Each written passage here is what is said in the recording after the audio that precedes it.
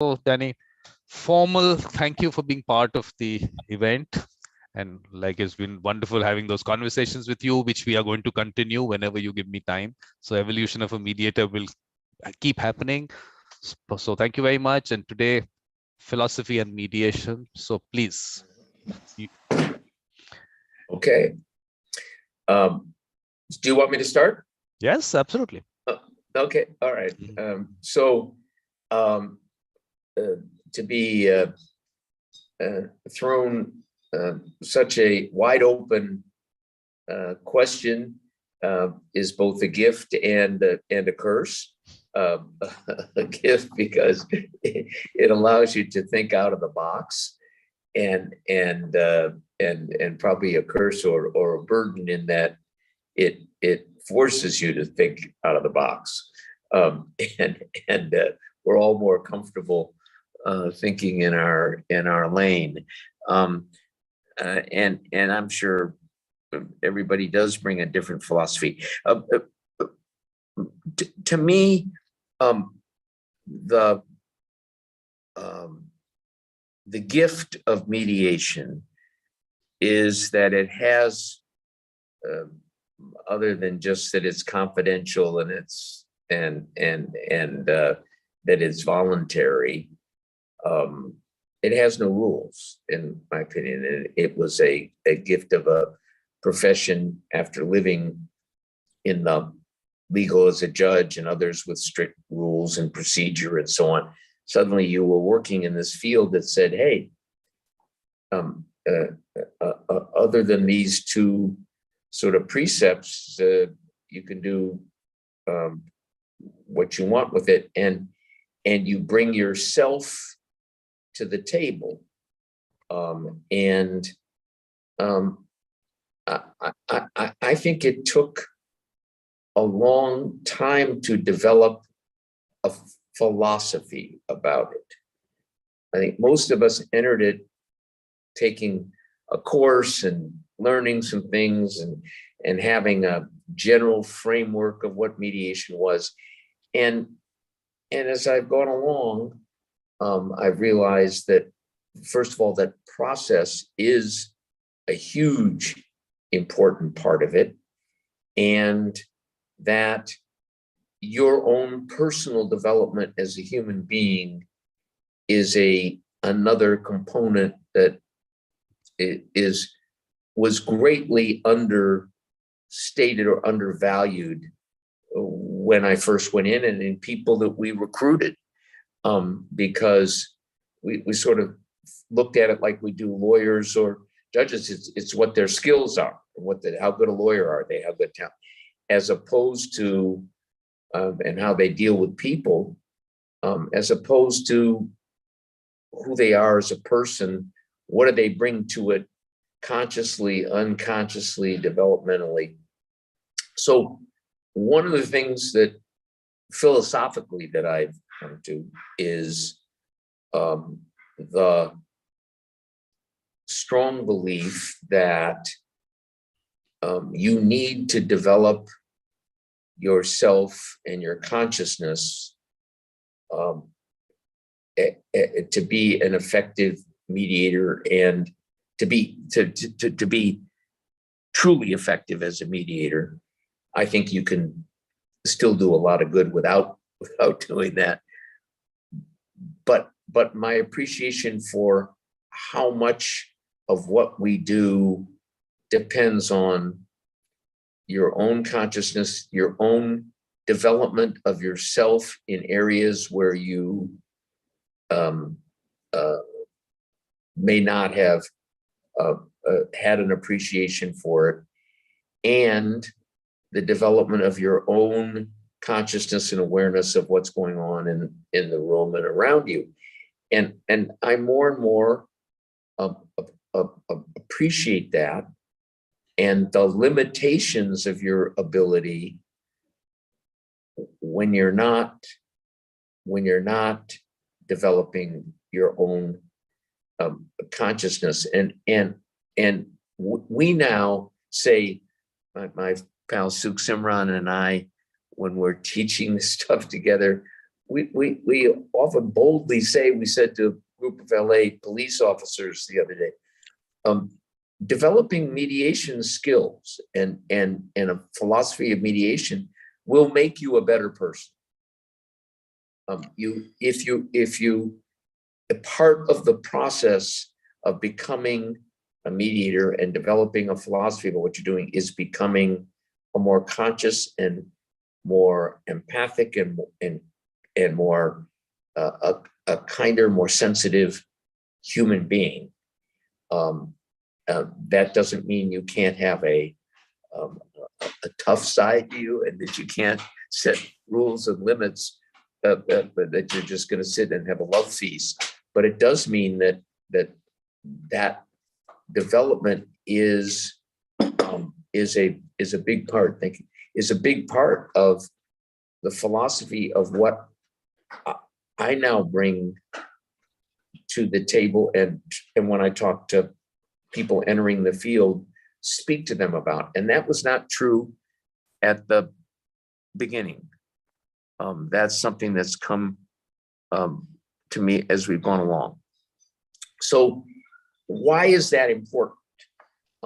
It's important because philosophically, all of us approach this different way. What appealed to me as a paradigm for what we do, from the very 15 years ago, I got the quote and put it up on my mantle and above my bed, is just Rumi's wonderful statement of, beyond the arena of right doing and wrong doing, there is a field, I will meet you there.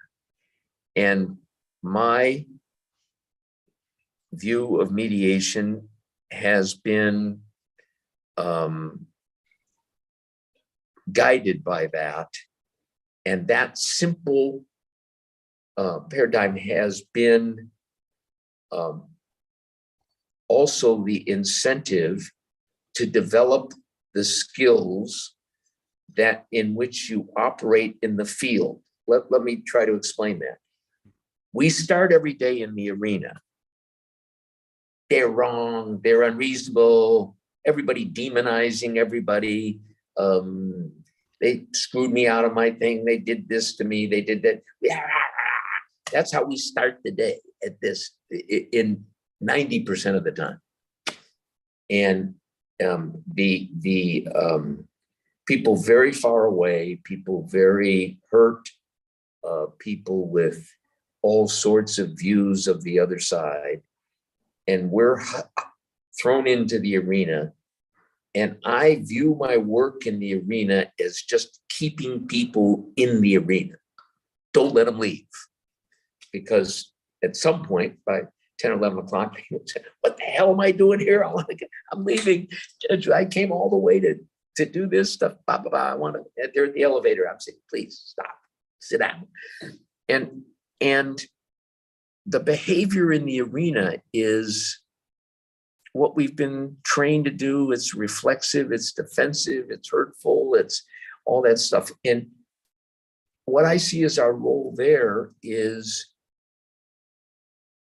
keeping people in it and slowly picking enough of the poison out and moving people from there to there, where they can begin to see the end, even though it may still be far away, and that there's some of the poison and hurt and thing has been picked out of it.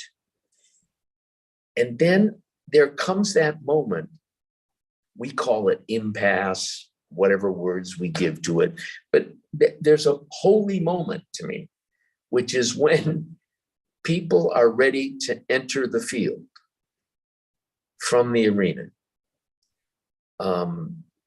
Tony Piazza was the first person who, he had different language, but who talked to me about this strange place where things happened that were inexplicable, not necessarily logical, not predictable, and that the wonder to him of it was that and how do you create the conditions in which that can happen? And at the time he said it, I thought it was a little woo. I said, Tony, you're going woo on me and all this stuff, and sort of made fun of it. But as I did it more and so on, so I gained a greater appreciation for two things. One, that which is unpredictable, can't be logically or intuitively necessarily predicted about people. The emergence of things like grace and goodwill and all those things that are missing in the arena can have room in the field. The field is a glorious place, and I look at my philosophy, if you say, is to spend as much of my life as I can in the field, because hey, I'm a little tired of the arena, and I don't really view myself as a gladiator. I think I've done it for a long time, but I like it in the field. But in the field, the normal rules, the predictability, the security of sort of knowing where it's going doesn't exist. And that's where the development of yourself and your consciousness and your ability to float with what's going on in the room, both on the surface and under the surface, has such an important part in success in the field. So philosophically, my work over the last decade has been to become a better field worker and to recognize how limited my own development was in this until I understood better what was missing. And it's very easy because you settle a bunch of cases and people say, oh, you were great. It's great to think that you've kind of, I'm a good mediator, man. You know, like people come back to me and I'm doing these big cases and I'm fine. And to bask in that and to be comfortable with it. The reality is it's a lifelong challenge.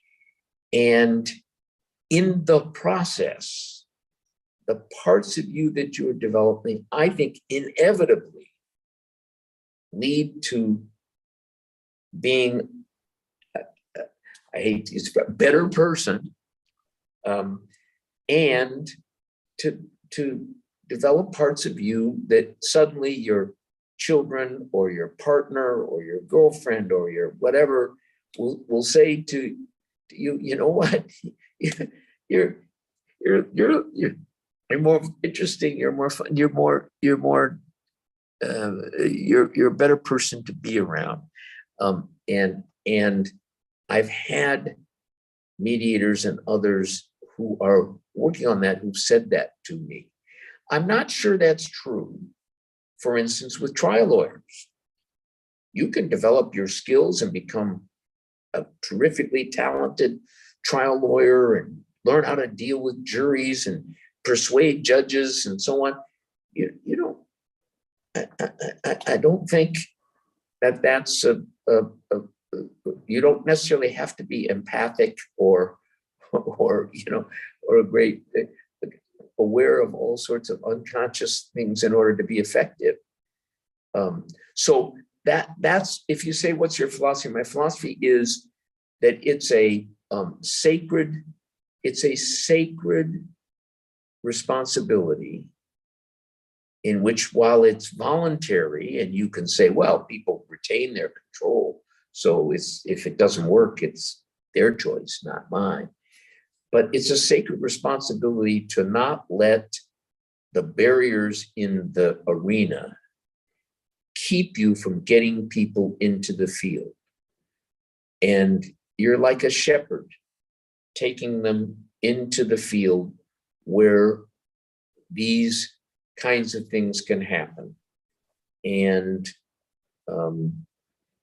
that's what makes it such a sacred art and such a wonderful profession for those of us who are lucky enough to be a part of it.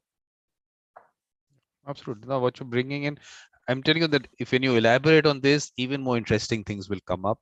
Like you said, your basic philosophy, quoting from Rumi, and the thought process that you have. I think those are things, if you really delve into the concept of philosophy as people understand, like I said, very theoretical and everything, that one part of it. But just the fact what you picked up over what we discussed in Evolution of a Mediator, also the upbringing that you had, the value system that you were brought up in, all that adds to your philosophy of life. So one, we have to understand what Danny's philosophy of life is. That's, I think we start from there, and then we get into how that comes into mediation, and then how it connects to the people in the mediation. I think let's create something there. It's, look, it's a work in progress kind of thing, this symposium. We're just taking it into whatever direction it goes. So please open up on this and whatever comes in.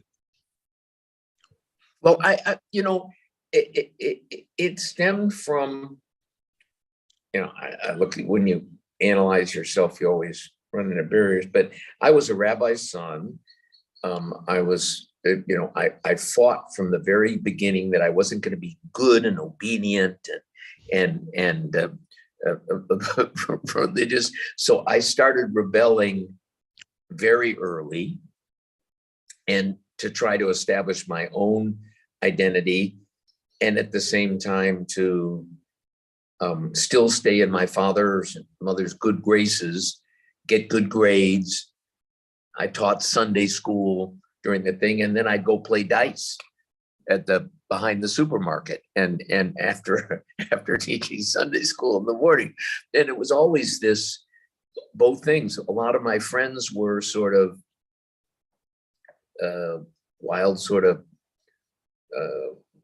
rock and roll, redneck fishing buddies, that kind of a life that outdoors, somewhat reckless and adventurous, all of that. And the people that I was attracted to were not very conventional, often were characters that I just became enamored with, men and women who were just unconventional and irreverent, but doing something that I appreciated in their life. So the development, if you said what my personal philosophy was, it was sort of to keep the good Danny, the achieving good, going to Harvard, doing work, doing lots of charitable work, and believing in it, and marching in the South during the civil rights movement, and trying to please my father, that I was doing the things that he would value. But at the same time, I didn't want to become, you know, that person. So I was, you know, spending my time on riverbeds with a bunch of crazy kayakers. You know, every weekend they'd pick me up in a Volkswagen bus after 5 o'clock Friday. I'd run down the stairs with my robe, throw it in the closet, and jump in a Volkswagen bus and go kayak rivers. And it was partly just enjoyable. It was partly because I had to keep both parts of my life alive, or I felt something about me would just disintegrate. So mediation allowed me to integrate those in some way. Was a happy field for me to do that. And I've been very grateful, because it kind of gave me permission to be orderly and process and so on, but also to act out some of what I felt was me, and in being authentic. So I hope that's Yeah. an accurate. No, what I'm going to do, Danny, is I'm just going to, Andrea, what I was telling you, Andrea just had a session before yours. So she had brought this understanding of philosophy from the American Philosophical Association. So I'm just putting that up on the screen. Whether you'll be able to read it or not, I don't know whether you can read it. Otherwise, I can. AEIB. No, I can read it. This basically it's just saying philosophy is quite unlike any other field. It is why I'm taking you through this is because what we might end up also looking at is mediators as philosophers. let's just go through this. So philosophy is quite unlike any other field. It is unique both in its methods and in the nature and breadth of its subject matter. Philosophy pursues questions in every dimension of human life, and its techniques apply to problems in any field of study or endeavor. At every point of time, please relate this to mediation and mediators as I'm going along. So no brief definition expresses the richness and variety of philosophy. It may be described in many ways. It is a reasoned pursuit of fundamental truths, a quest for understanding, a study of principles of conduct. It seeks to establish standards of evidence to provide rational methods of resolving conflicts and to create techniques for evaluating ideas and arguments. Philosophy develops the capacity to see the world from the perspective of other individuals and other cultures. It enhances one's ability to perceive the relationships among the various fields of study, and it deepens one's sense of the meaning and variety of human experience. When you read this and you connect it to mediation, it came out it was really nice when you look at that. Yeah, it does. But so in this kind of a context, I sort of look at this and say this may describe, you know, mediation and so on, but it's like this is what the deep thinkers bring to what we do. No, but I've always enjoyed, been more comfortable operating kind of on the surface without thinking about that below. It's why that, you know, the title we've talked about the title of the book that I'm writing is Down Deep, I'm Shallow. and so my philosophy piece is going to be rather short and not as eloquent as that. But all kidding aside, I do appreciate the depth of that, and that we've not done in this emerging field, and kudos to you, really, for pushing us to explore those kinds of things, and the tracing you've done of various wonderful mediators that you've interviewed and done as to what brought them about is making people look at this, because it does attract a lot of sort of practical people who are, you know, kind of good at the practical aspects of life and so on, and may not have through the deeper philosophical pillars of it. And so thank you for this, and you're just going to have to educate us dummies a little slowly to accept it. But I'm looking from the other perspective. I'm saying that whatever theoretically might be spoken about in relation to philosophy, I think mediators are practicing it. That's philosophy in practice. And we don't have to get into the theoretical aspect of it and come up with some major kind of, I don't know, whatever way philosophers would put it. But when you look at it practically, that's why I read this out to you. I think practically that's what we are doing in everything that we do. So I think that's why it's important. I'm just saying maybe at the end of the symposium, we might just say that mediators are philosophers in practice instead of philosophers in theory. Something like that. I mean, we just opening up. This has just been what yesterday we started. This is like this is the fourth thing that session that we're having. So I think we might take it into a nice, interesting direction. And you have to, of course, be the person to bring in the practical and that part into kind of putting into some theory. I'm not saying we're going to put it into theory, but at least some kind of a generalization, maybe. I don't know whether it's going to be generalization, how you're going to put it, but you have to think of it from looking at it, how you perceive it, how people who come into that mediation perceive it, and how you look at the process as such from a philosophical point of view, without any theories part of it, as on a practical basis.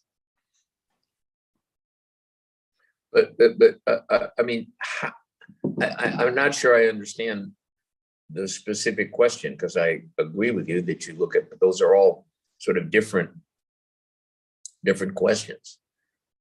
So what I do is, again, I'll put this up. What I just read out to you, we'll do it slowly. We'll do this slowly, because when she put it out, I found it really interesting. Because let's just look at one part. First of all, let's just look at philosophy pursues questions in every dimension of human life. Let's just look at this one sentence. Now let's not read philosophy here. Can we put mediation here? Mediation pursues questions in every dimension of human life. Will it read the same? Will it read all right? You think it will? Yeah, it pursues questions in every dimension of human life, and its techniques apply to problems in any field of study or endeavor. Yeah. Isn't that mediation also? So I'm just saying that whenever we talk about philosophy, that's, like I said, in a theoretical point of view, but in practice, aren't you trying to pursue questions in every dimension of human life? And don't the techniques apply to problems in any field of, okay, we are saying study, I'm saying in terms of disputes or in that area, I think we can bring some analogy there and say that mediators are philosophers in practice, something like that. No, there's no question. If you want to nominate it that way, it certainly. If you want to be effective, you have to be open-minded to look at problems that are in front of you from a whole range of disciplines and perspectives. And that the philosophy of, and you have to,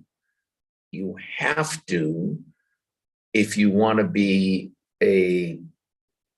I think a real philosopher in doing it, you have to have exorcised from yourself as much of your bias or implied bias as you can, so that you're open to the many different disciplines and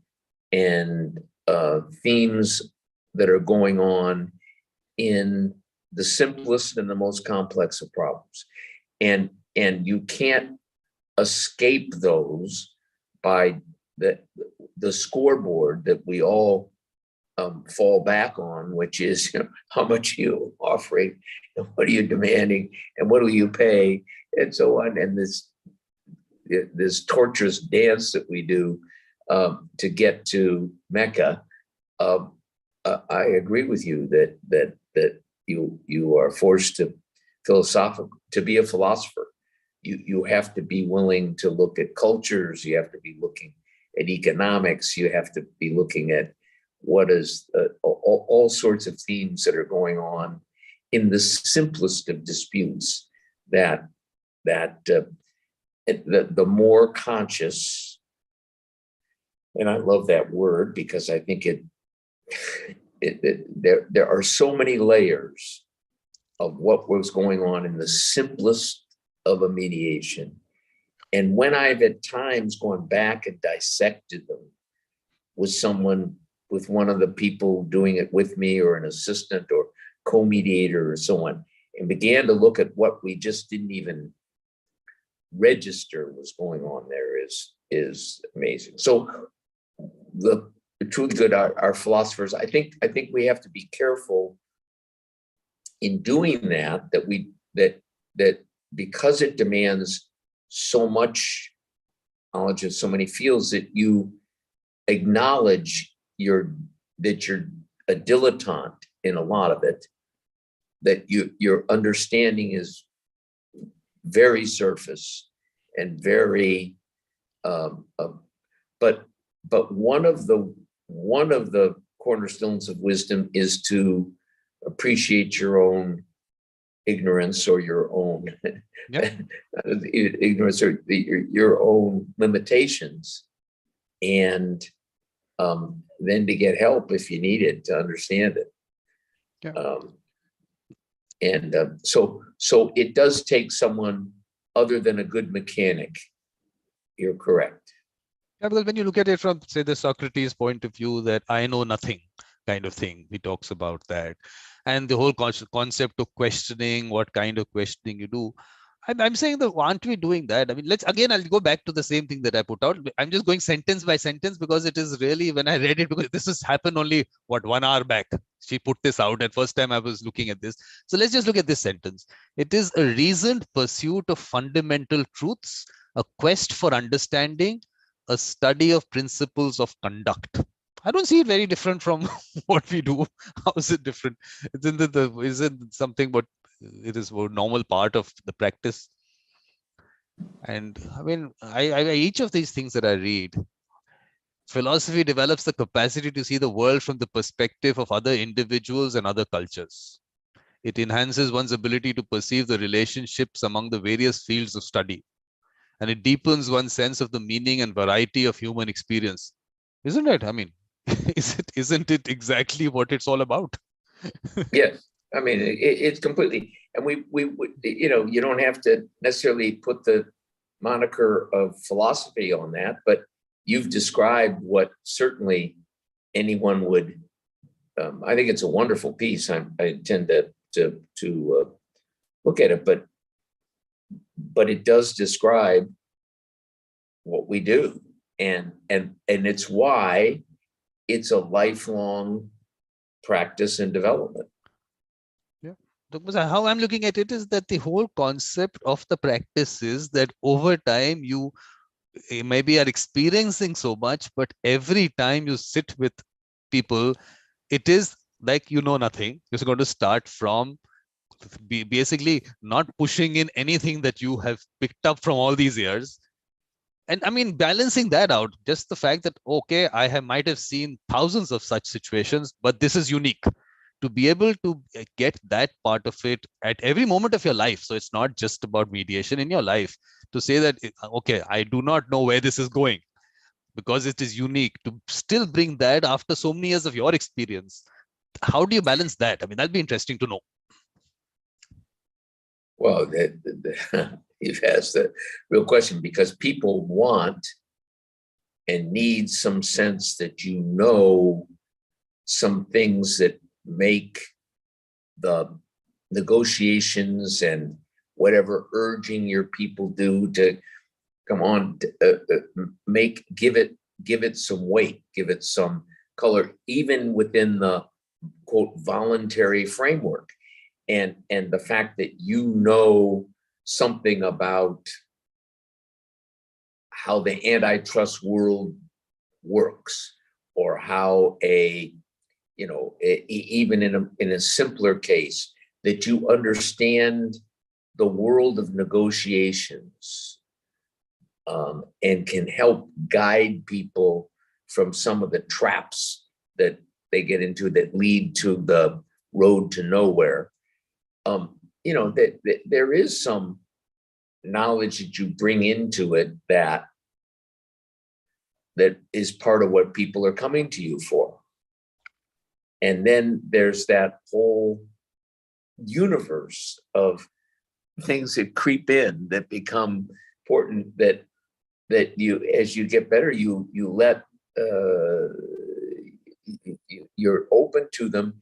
But not every mediation. I mean, if you're mediating some young bride whose dress got ruined by the tailor, by the cleaner, she doesn't necessarily want, nor does the cleaner want you to bring in Aristophanes and the birds, or or that you're going to, you know, talk about the antediluvian floods.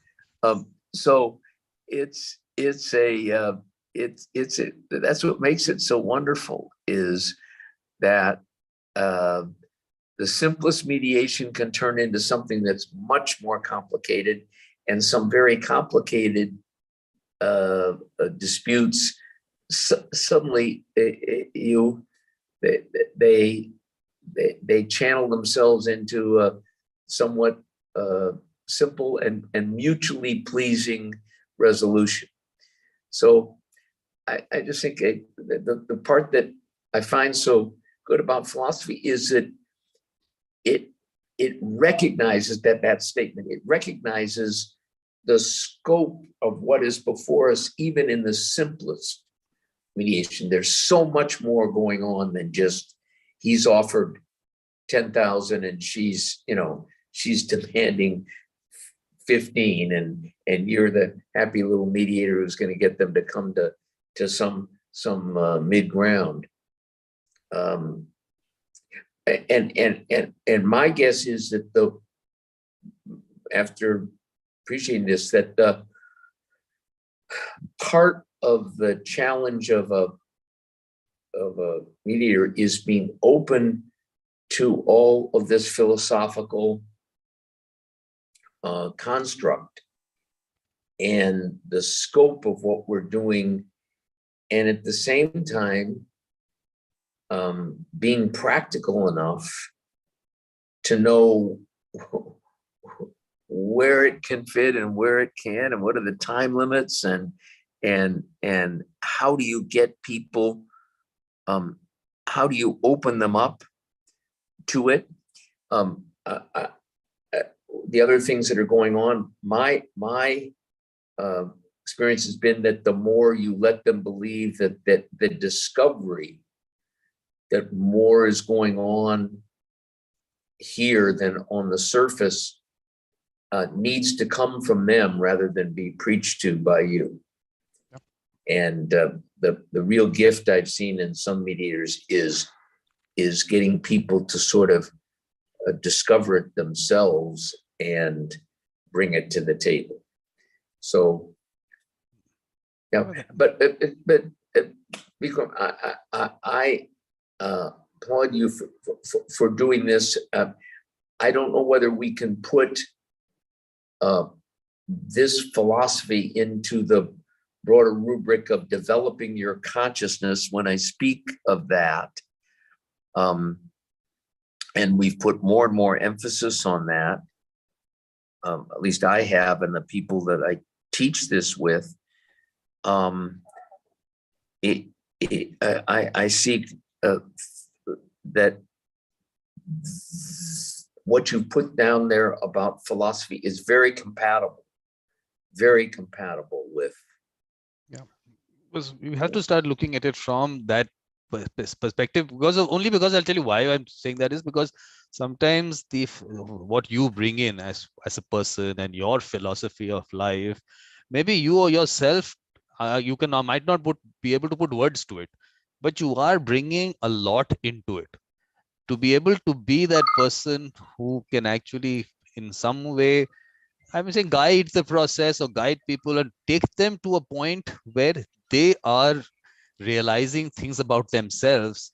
Takes a special person to do it. So it's not, you are still not putting whatever you have a philosophy of life on, but at the same time, you are bringing in something that they can maybe attach to. I don't know. I mean, I'm just thinking, how are we going to put it in words? I don't know. Practical part, I'm trying to see what are the practical aspects and what words we can put to it. Why am I doing that, Danny? Is because finally people maybe don't understand how special a mediator is, because I'm telling you, they're not valued enough for what they bring in. So I'm just trying to put all this together just to put that out there. I think it's terrific. With this proviso, there's a whole bunch of people out there who are basically mechanics as mediators. They provide the format, they provide the the safe place to do it. They've learned some rudimentary skills of how to operate it. And while they can do some harm at times, generally, they probably provide a service until we have more people who are more conscious or understand more about the philosophy of what it is to be a really effective mediator, or are trained when they're trained. One of the things in the schools that teach this and teach you how to listen, how to bring about apology, some fundamental things about negotiations, some different methodologies of breaking impasse. I mean, they arm beginning mediators and mediation advocates with a fundamental group of skills, and that's okay. I mean, that it's helped solve a lot of problems that in the old litigation world didn't exist. You and people like you are saying, hey, wait a minute, this art form is a lot more than that. And to practice it takes much more of a human being than a mechanic. And look at what we got here. And that's so important, to invite people into that world, and at the same time, not intimidate people that the only way you can be a good mediator is to be a philosopher king. And it'd be a pretty short, the hallways at jams would be pretty empty.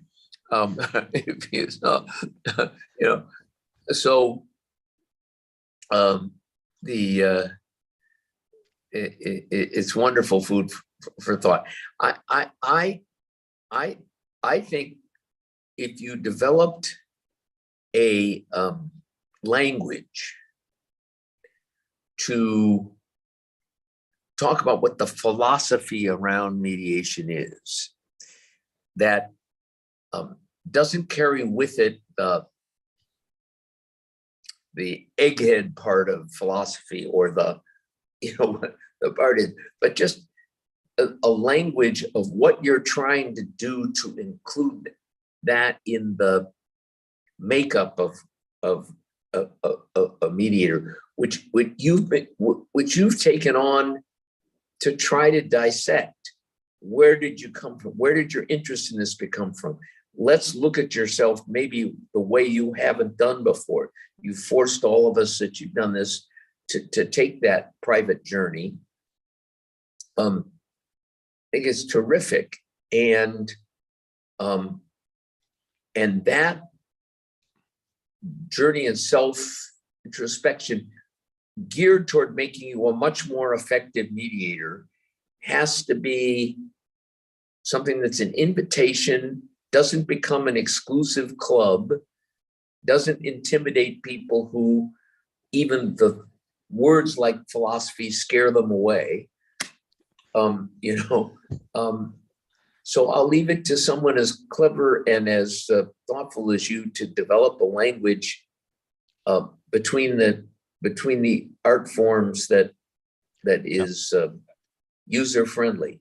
What I'm going to take you through is basically what I decided was, at the grassroots level, we have to start from there. So what I've done is I call this the World Mediation Circle. And in that World Mediation Circle, there are going to be mediation circles in every school, every community, every organization. Then there'll be issue-based, like one I'm putting together is a climate change mediation circle. There'll be indigenous peoples mediation circle. There'll be country mediation circle. So that's the way I'm taking it forward. So what I've done is I'll show you what I've put down. You can tell me what to add in it to make it simple. So this is on my website, mediatorvikram.com. So here you will read about the World Mediation Circle. I'm putting it out in a very simple way, what the whole concept behind it is. So I'm creating mediation circles to bring a moral values, not value, principles and ethics-based humanistic approach to dispute resolution, where heart, soul, spirituality play an important role in relation to the mediator, the peacemaker, the participants, and the process. Simple as that. Nothing. I mean, it's not really philosophical. It's just the way I want that to develop. And then you have people coming in with the mediator mindset, training and all. I am a little. I'm a little bit of a critique on that. I feel that it is something that is natural. We will, of course, develop that skill for people. Will develop it if they want. For me, right now, it's just the identification. Those with the mediator mindset in communities, in schools, the children, we are not saying that we are telling you anything. We have nothing to tell you, because if we had something to tell you, we would not be fighting wars that we are, or all the other disputes in terms of religion or color and all that. I think maybe we don't know where we are going. Maybe you can tell us better. So try to, in a way, empower them also, and make them come out with solutions that they themselves know, instead of us saying that we have a box here, fit into this box, this is what you have to do. So right now, the first stage is just identification. So in communities, in schools, those people with that mindset, who people are going to identify, no one else needs to do it. So let's just bring that community together, because without mediators, you can't really do mediation for sure. So get those people together. Step 2, create that environment within that space that, yes, this is a process you can use. Because I'm focused on mediation, because I've been trying to, of course, every other thing about conflict management and conflict coaching and all that. Of course, there are people to do that. It's a whole area of practice and everything. For here, I want people to experience mediation as in a third person actually coming in and helping you resolve a dispute, so that you can actually take back that experience and then use that wherever whatever you learn from the process, use it in your life. You resolve conflicts, do whatever, but experience it. So that's how focused I am on that aspect of mediation. I don't want to say that we are going to bring in 4 or 5 other things and we will teach you non-violent communication also. We will do 50 other things. No, here dispute resolution, which as children or in communities, the people with the mediator mindset know how to go about it. Let's just let them do it. That's it. Create that environment there. And then from there, I also don't know where it's going to go. Like this conversation we're having, I also did not know where it's going to go. So that's like every of my conversations. Let's take it as it comes, rather than say, look, we have this whole map. Now we have to follow this. Broad thing, Danny, I'm telling you, you are going to, of course, guide wherever you can. But I've told you the concept behind it. What you've told me is what? I couldn't hear the last part. This is just the concept. It's right now the concept there. I'm putting it into practice. So whatever your thoughts on it, whatever way you feel that it should go, you have to guide also. That is also part of your involvement in this. I still don't understand what.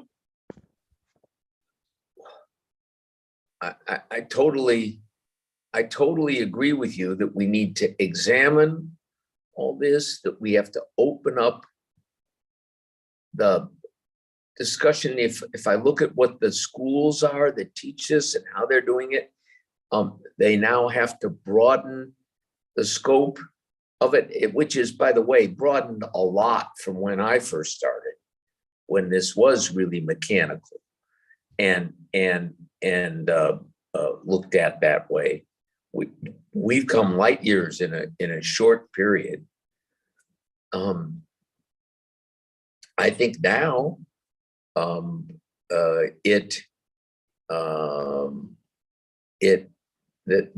challenge is, and by the way, I would not put this just with mediators. I think our key again is to impress this on mediation advocates and lawyers practicing it, who increasingly are the key to successful resolution. And make it exciting. I mean, as opposed to, oh my God, they're now. I'm gonna have to be a philosopher to be, to do this. Come on, man. I'm a simple guy. No, but what you're doing is much more responsible, much higher art form, and ought to get your juices flowing to be a true mediation advocate or to be a really effective mediator. But I'm just saying to you, develop a language that's friendly to that, that's both humble and not intimidating, but invites people to explore the levels and the depth of what we're doing and how important that is, bringing that kind of philosophy to the ultimate success of many of the things that come to you.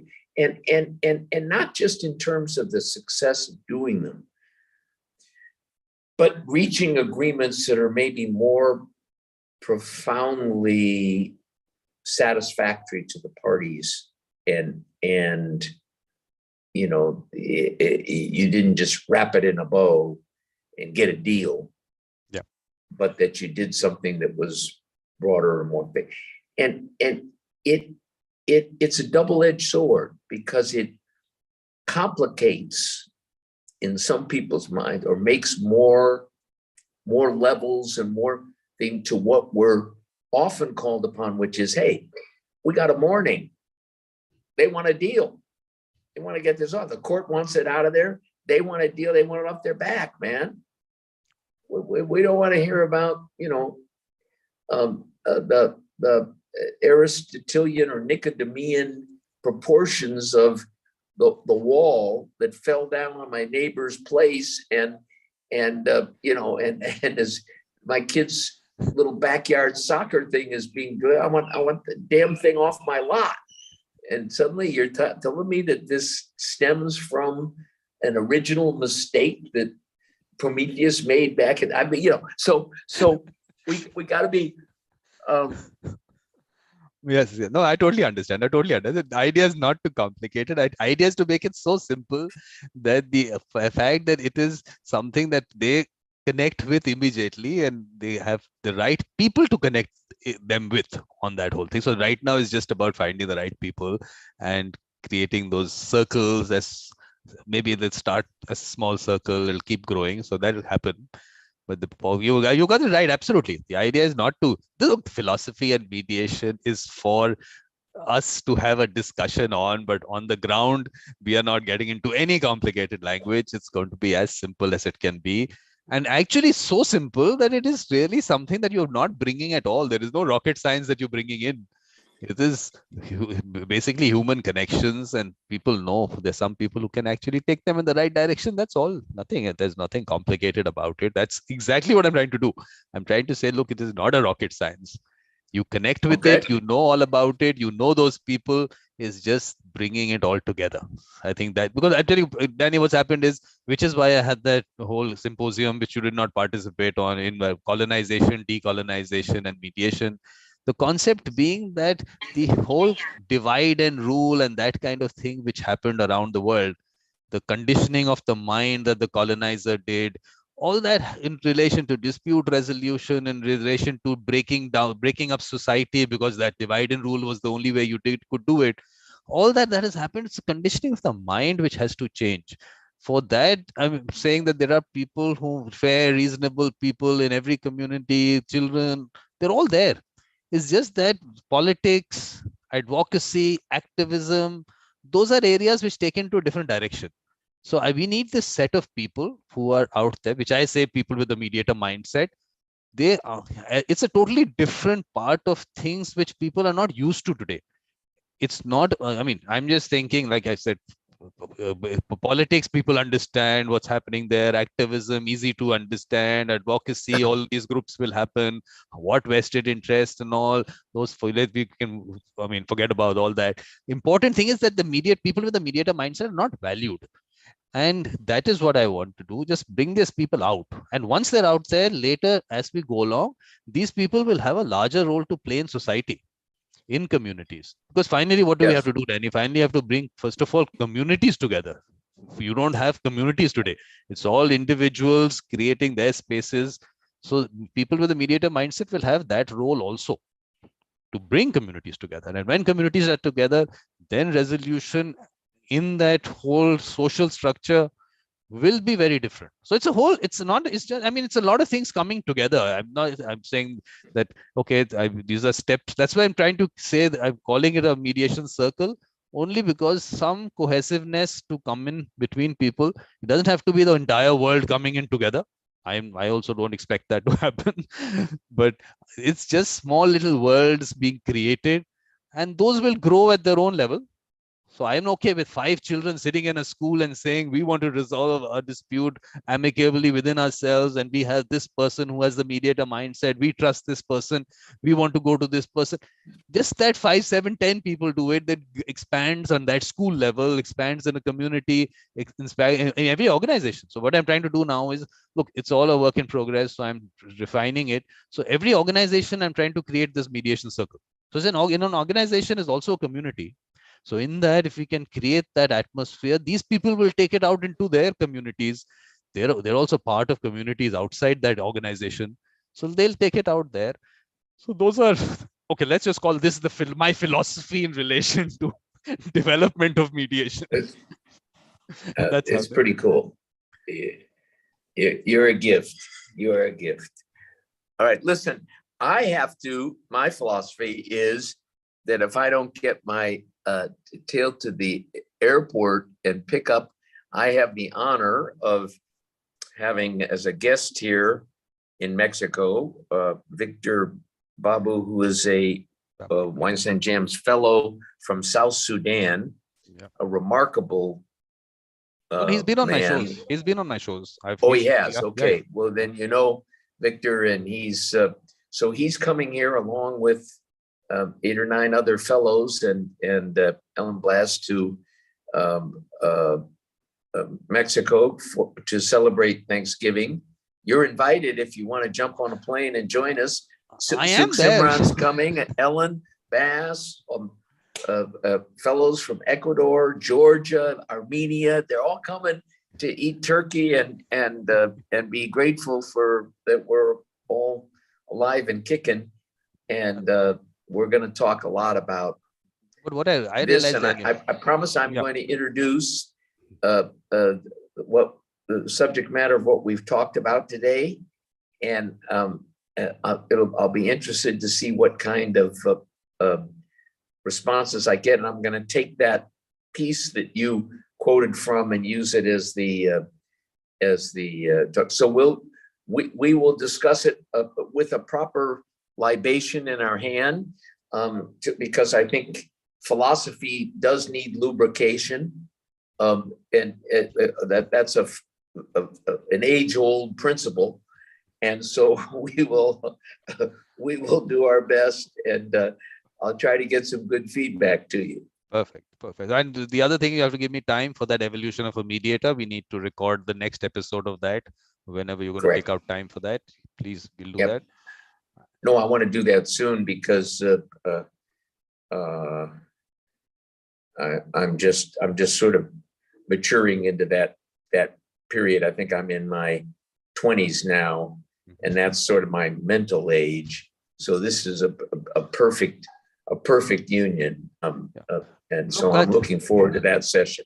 Because I'll tell you what my plan is. After we've had our conversations, I want to actually put it into a book form, where it's your life in a conversation, because people have biographies and autobiographies. It becomes more a very structured kind of thing. But taking it through conversations, I want to take it as that. Let's see, that's step 2. After we finish your that whole journey, we have lots to do. We have lots to go. I always say we just about begun. So. All right.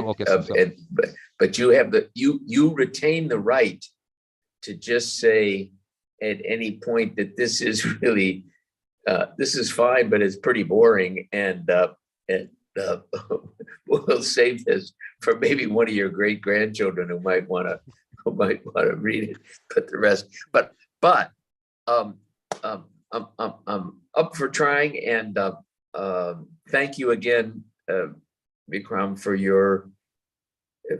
your persistence in asking the questions that others don't do, and pushing us all to think about stuff that we tend not to do. So I know other mediators who are equally grateful to your both your persistence and the depth of what you force people to think about when they're doing it. So it's a gift, and one for which the mediation community should be very grateful.